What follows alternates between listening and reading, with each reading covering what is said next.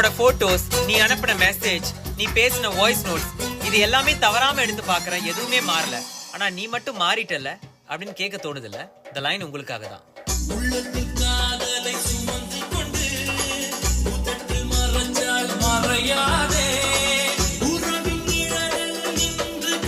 நல்லா கேளுங்க. முக்கியமான லைன்.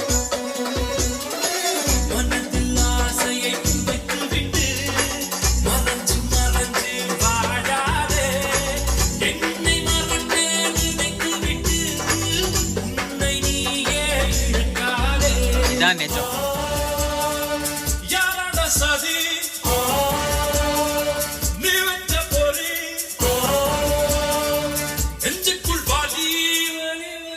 வலிதாங்க. காதல்ல விட்டு கொடுத்து போகணும். விட்டு கொடுத்து போக முடியலன்னா விட்டுட்டே போயிடணும்.